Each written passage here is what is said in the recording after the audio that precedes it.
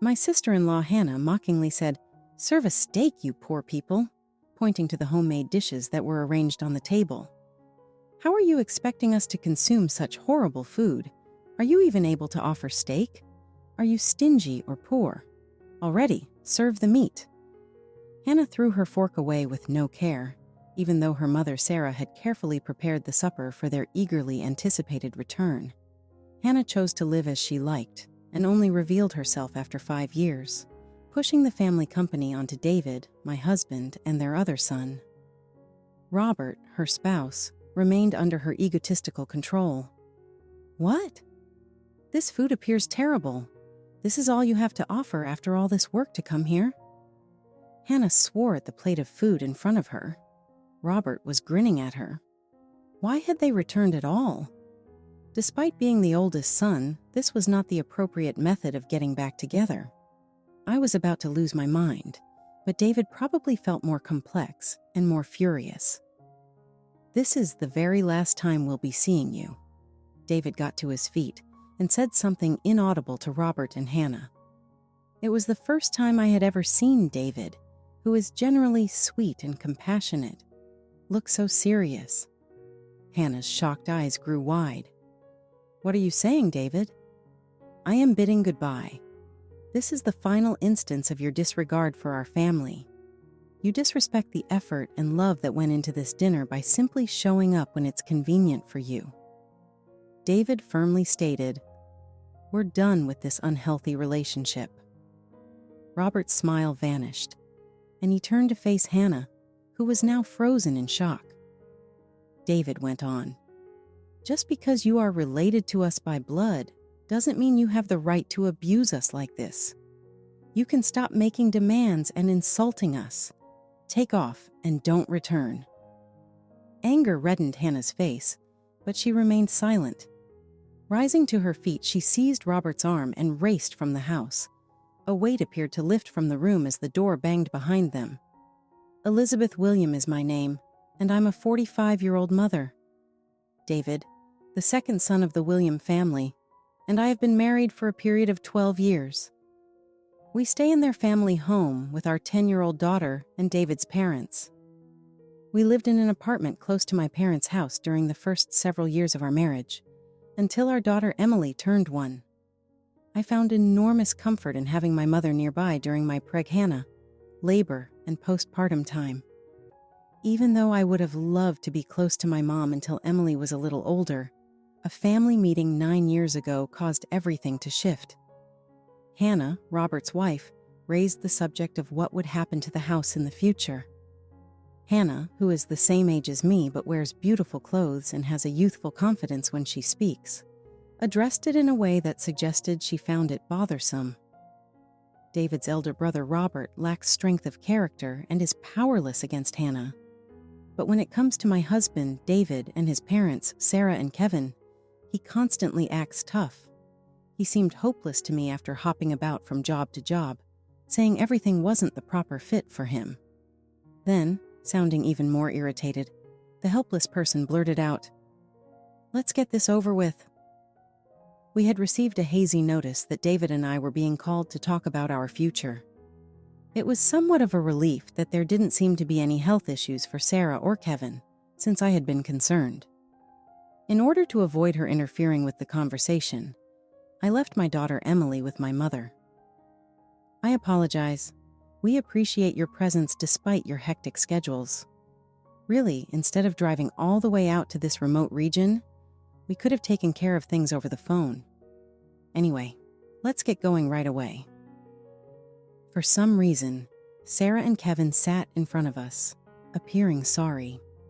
They looked smaller than usual, and I pitied them a little. Although we've made it this far, our bodies haven't been cooperating lately. We're considering stepping down at this point. Go down on a step? Are you referring to closing the store or retiring? David looked a little taken aback. The family-owned company was a modest construction firm. With the exception of Sarah, who oversaw the office, there were roughly 3 workers, and the company had operated in the town for 40 years without being impacted by the state of the economy. We considered closing it, but there are still projects we're working on, and some that may come up. To check whether there was a way to continue, we gave you a call. David, we want you to take over because of this. You can't just throw this at me. Wait a second. I have my family and my career. You have a more flexible schedule. You're the better option because you're a parent. I take it that your child is content in nature. Furthermore, wouldn't it be wonderful if she moved in with her grandparents? My mind was racing as I attempted to digest the news. So you're saying David should leave his job to take over the construction business, and we should move here as a family to live with Kevin and Sarah? Exactly. You appear to be a perfect fit for a rural lifestyle. You are essential to us. There's no way we can make a choice that matters on the spot, David stated. Hannah casually remarked, well, they might as well simply close down the company otherwise. But, David, do you realize that won't work? Take into account our parents' feelings and accept this willingly. But there is a possibility of you guys taking over the business, right, Robert? No, Hannah can't survive living here. She's a city girl. Additionally, there will be caregiving duties in the event that Mom and Dad become ill.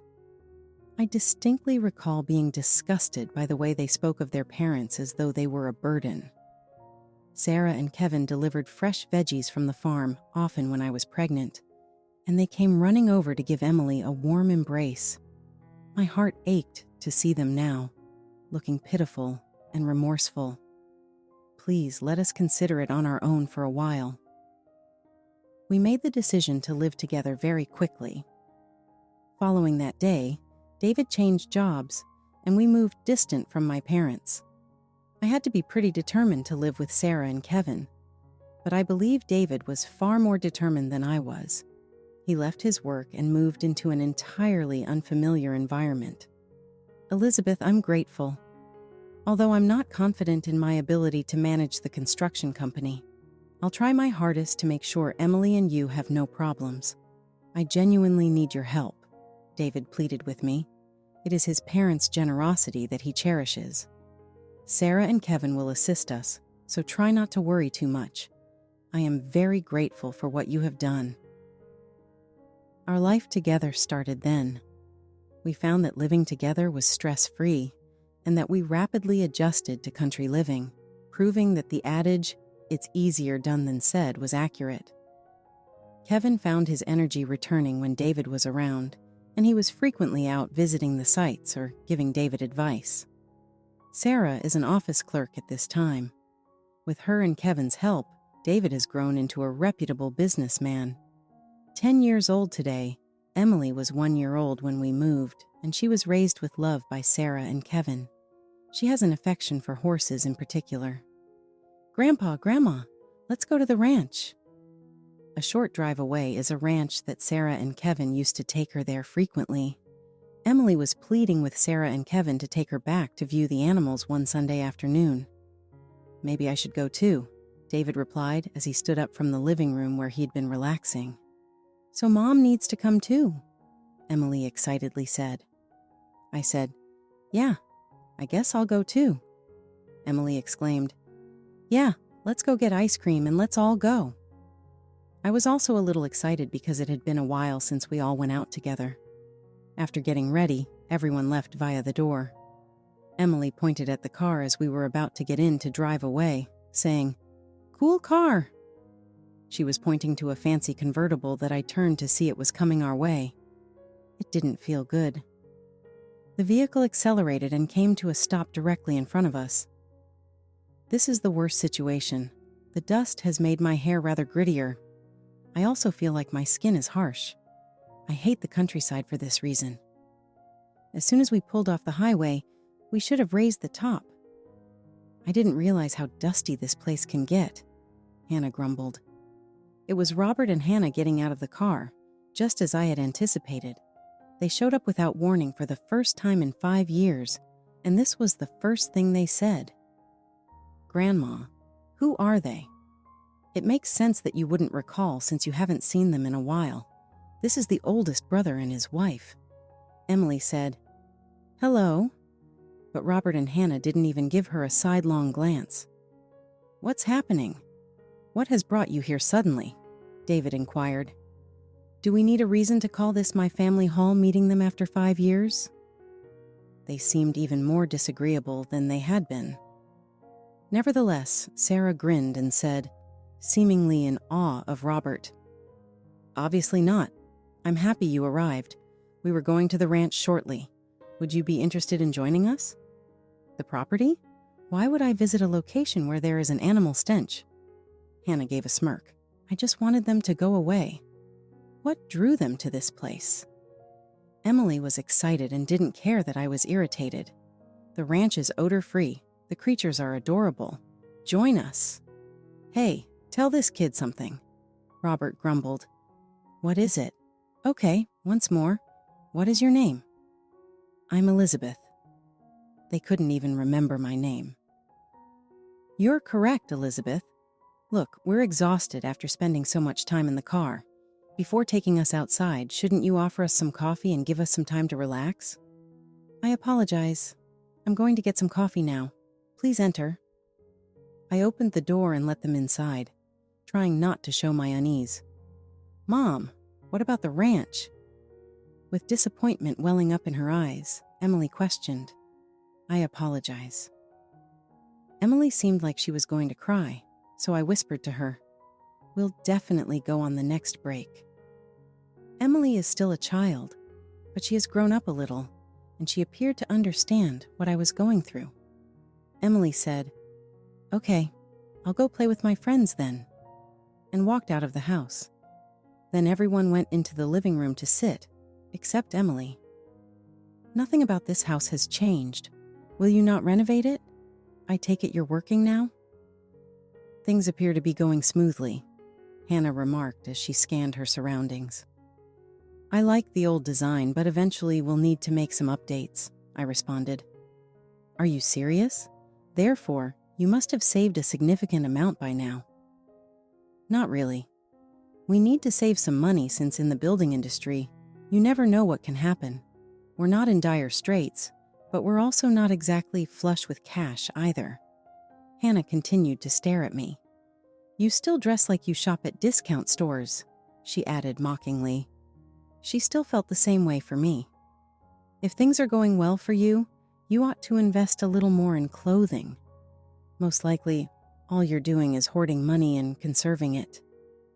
They came in a fancy car and were dressed in expensive brand clothing, so it seemed odd how much they were asking about our financial situation.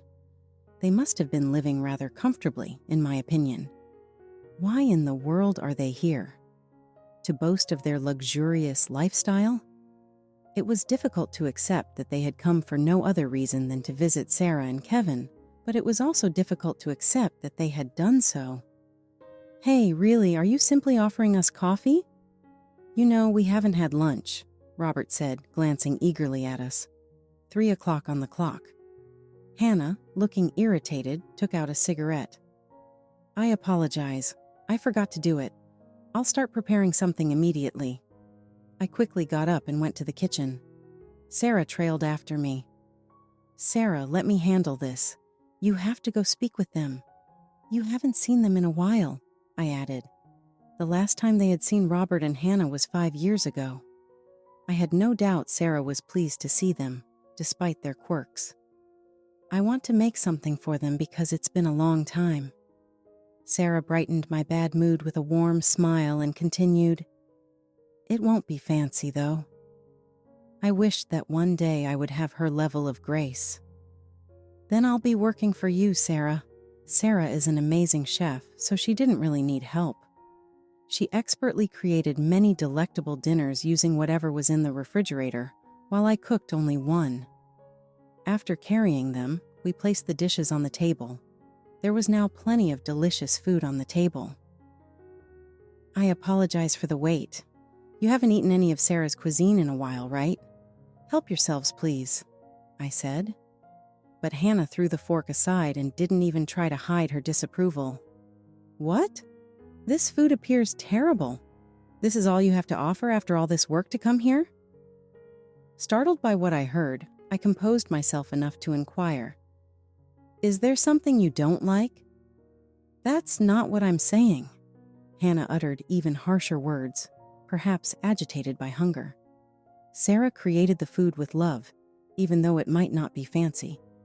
How could she say things like that? Anger and grief consumed me. So tell me what you mean. You poor people serve themselves a steak. Hannah lost her temper. How are you expecting us to consume such horrible food? Are you even able to offer steak? Are you stingy or poor? Already serve the meat. Hannah made a demand. Robert only grinned as he saw her ridiculous actions. My breaking moment had arrived.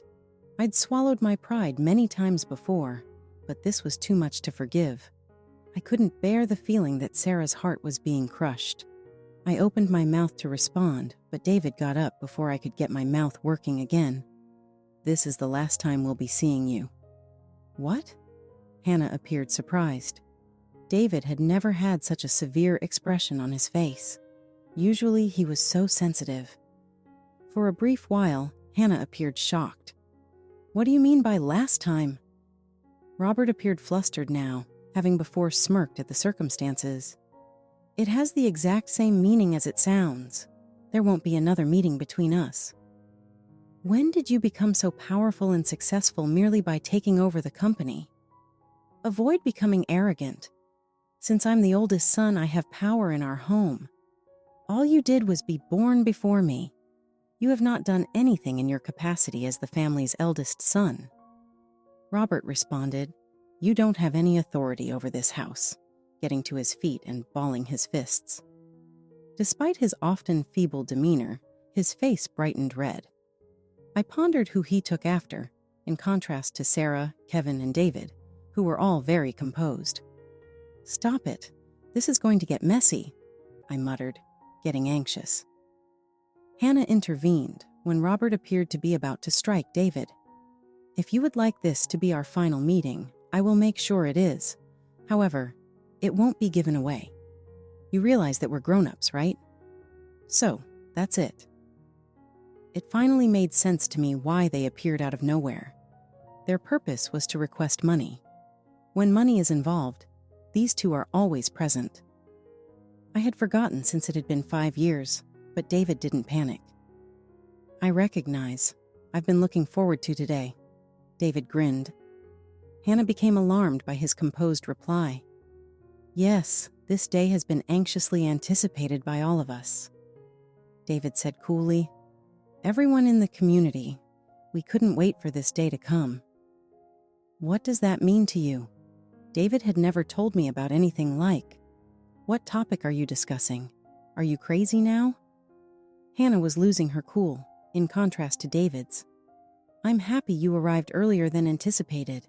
To be honest, I felt awful for holding the people waiting any longer, David said in a composed manner. You're implying that we've been keeping everyone waiting here? It's beyond me. Tell me what you mean, Hannah murmured, her understanding failing her in a panic. Do you have any idea what he's talking about? Robert questioned tremblingly. No, not at all. You ought to know what to do here, David said in a cool tone.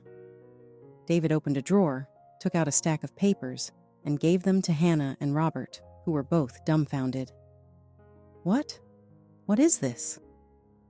When Robert turned the stack and saw what was inside, he stammered. You do realize now, don't you? David firmly remarked. Don't tell me these don't appear familiar. What? What is this whole thing? Robert stumbled, eyes flashing, perspiration streaming down his brow. I have no idea. George 5,000, Richard 10,000, Edward 110,000. These are all IOUs from Robert to his local friends and relatives. David started reading aloud from the papers. Should I go through them all? Stop it! Robert hastily grabbed the stack of papers from David. What debt? Do you also owe money here? I'll see.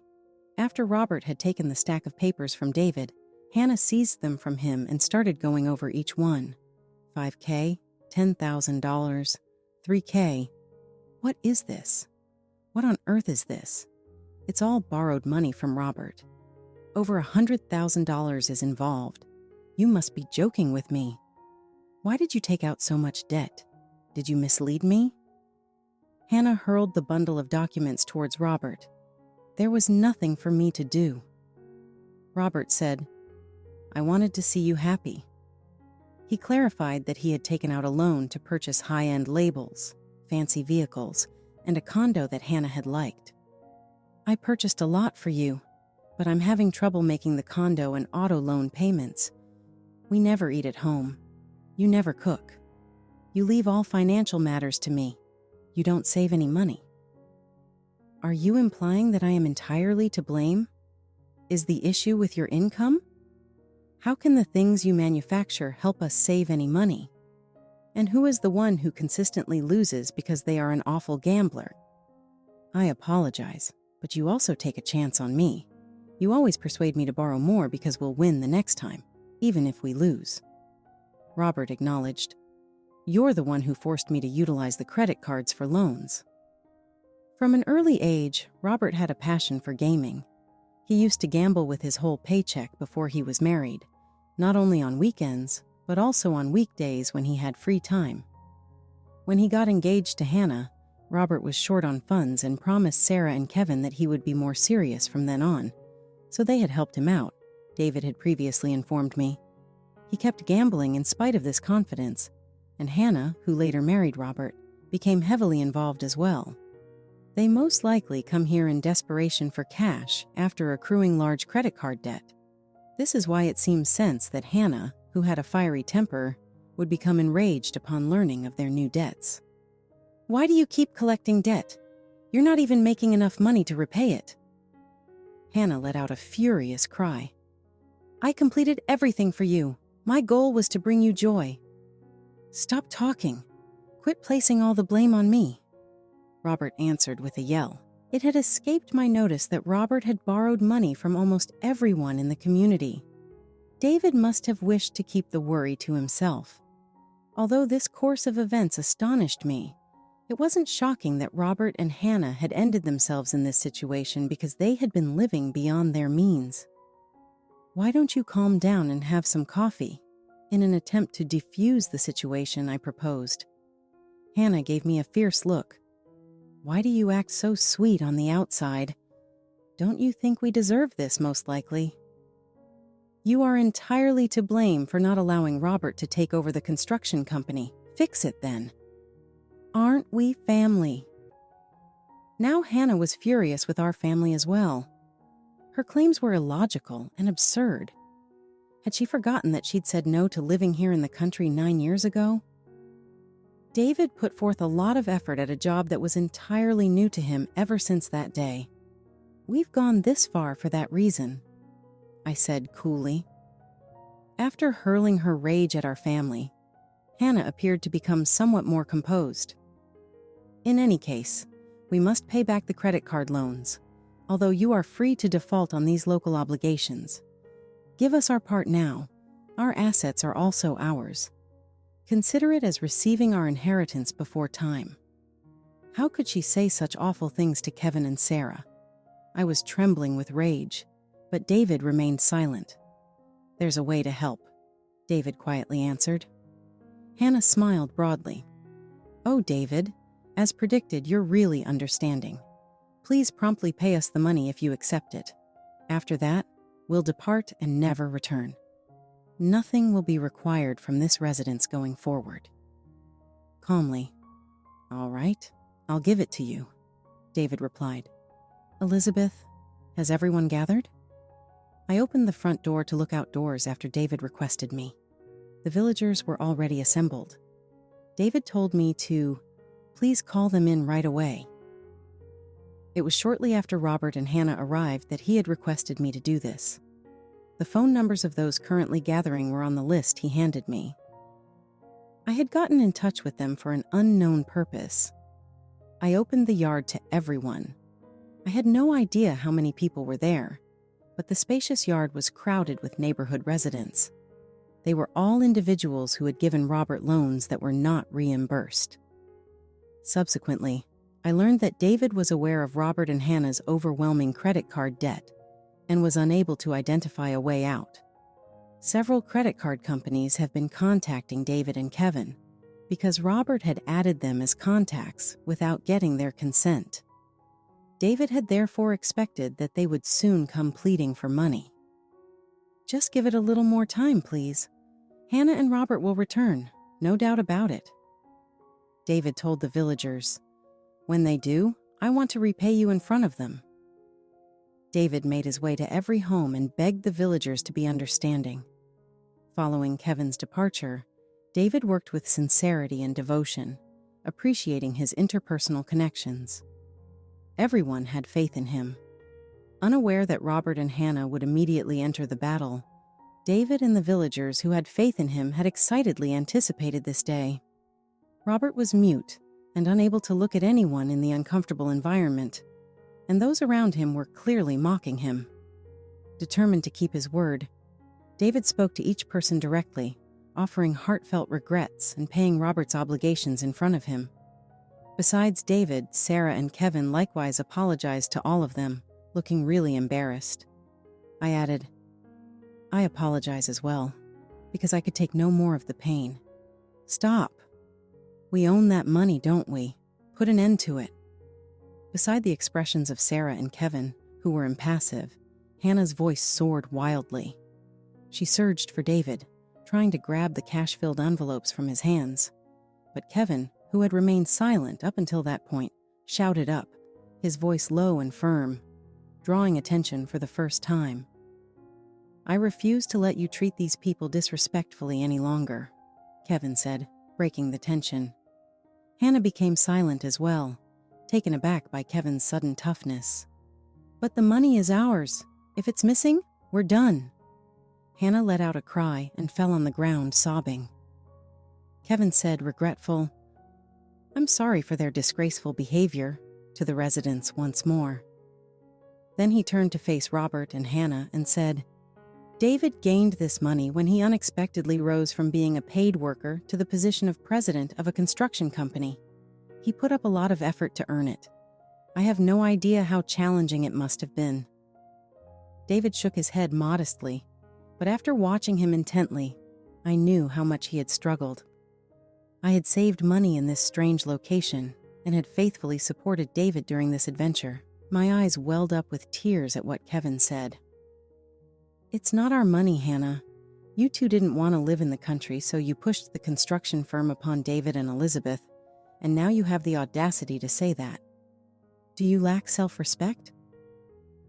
Robert and Hannah were unable to speak because of the weight of Kevin's remarks, which weighed heavily in the air. Hannah angrily pushed off Robert's tentative hand on her shoulder and exclaimed, "I wish I'd never married you. Without you, I could have been a lot happier." Kevin remarked gently, "It wouldn't have mattered who she married. She always wants more money and never has enough, enjoying the excitement of living a flamboyant lifestyle. She never tries to modify herself. Instead, she places the blame on others." There was relief that we hadn't let them down and that the situation hadn't ended in betrayal as David finished paying back everyone who had assembled. Hannah and Robert were left silent till the very end. "I'm sorry for keeping it from you," David said gently, "and I'm sorry for acting on my own without consulting you." This time, I couldn't disagree more with David's behavior. The locals thanked us as they departed, and then silence descended upon the home, interrupted only by Hannah's weeping. David was the first to break the quiet. David firmly said, "Don't ever come to our house again. We're no longer family." Robert remained motionless, stunned by what David had spoken. "This is the final instance. Take everything you choose to take with you at this time. I'll get rid of all that's left of your stuff." Robert's book from his boyhood and his diploma from his graduation were still in the upper room, I recalled. It hurt to think about how Sarah had handled their preservation. But my emotions rapidly soured as I noticed the uneaten food still on the table. I never wanted them to come back. I wanted them to take everything and disappear completely, so that we would never even be aware that they had been. These were no longer relatives. Though I didn't want them to leave anything behind, I felt bad for Sarah. I gave Robert a big bag and said, "Please pack everything into this." I was terse.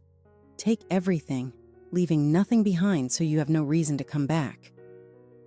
Robert grabbed the suitcase from me and left without saying a word, heading upstairs.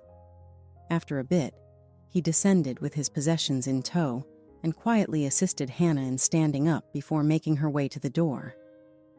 Hannah looked into the paper bag to see if anything valuable was inside as she strolled. That was just so Hannah. Why bother trying to get this stuff back? It's useless, Robert mumbled under his breath. "What are we going to do now?" Hannah shouted back. "I'll work things out." In an attempt to soothe her, Robert answered, "Let's just go home. You can't fix this, which is why we came here." What they were going to do didn't matter to me, but I hoped they would fight about it when they were gone. Emily arrived home around 5 p.m., her cheerful disposition filling the room. "Hello," Emily remarked. "Oh, I'm so hungry," as she took in the array of food on the table. "This feast is amazing. It appears to be quite tasty." When she saw the supper we had cooked for Robert and Hannah that was still unfinished, she was ecstatic.